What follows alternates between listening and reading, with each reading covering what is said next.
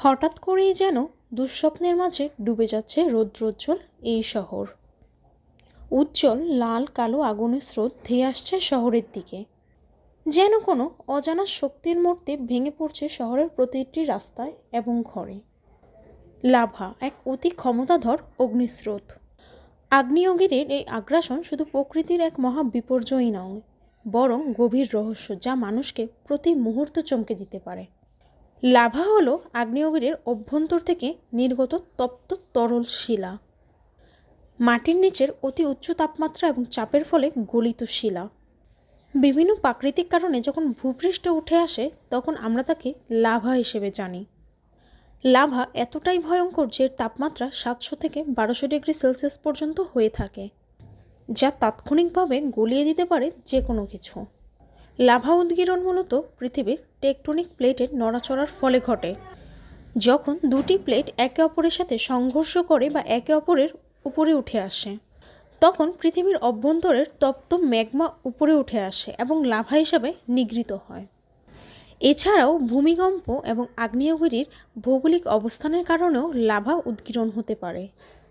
Lava উদ্গীরণ এক ধরনের প্রাকৃতিক মহাবিপর্যয় যা মানবজীবন ও সম্পদের উপর ধ্বংসাত্মক প্রভাব ফেলে। উচ্চ তাপমাত্রার লাভা প্রবাহিত হয়ে ভূমি, বন জঙ্গল ও জনবসতি ধ্বংস করে দেয়। ইন্দোনেশিয়া, আইসল্যান্ড, ইতালি, জাপান সহ বিশ্বের বেশ কিছু অঞ্চলের বাসিন্দারা লাভা উদ্গীরণের ঝুঁকির মধ্যে বসবাস করে। তবে সাম্প্রতিক বছরগুলোতে লাভা উদ্গীরণের ফলে সবচেয়ে বেশি ক্ষতিগ্রস্ত দেশগুলোর মধ্যে কঙ্গো এবং আইসল্যান্ড উল্লেখযোগ্য।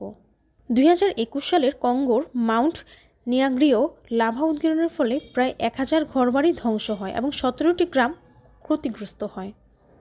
এ ঘটনার পর প্রায় 4 লাখ মানুষকে হস্তান্তর করা হয়েছিল। লাভা উদ্গীরণের সবচেয়ে কুখ্যাত উদাহরণ হলো ইতালির পাম্পেই নগরীর ধ্বংস। খ্রিস্টপূর্ব 79 সালে ভিসুভিয়াস আগ্নেয়গিরির উদ্গীরণের পম্পেই নগরী সম্পূর্ণরূপে ধ্বংস হয়ে গিয়েছিল। হাজার হাজার মানুষ সেই তপ্ত লাভার নিচে চাপা পড়ে মারা যায়। আজও সেই নগরীতে গেলে দেখা যায় কতটা অসহায় ও নির্মমভাবে ধ্বংস হয়েছিল সেই সময়ের আধুনিক নগর পম্পেই। লাভা উদ্গীরণ একদিকে যেমন ভয়ঙ্কর তেমনি রহস্যময়।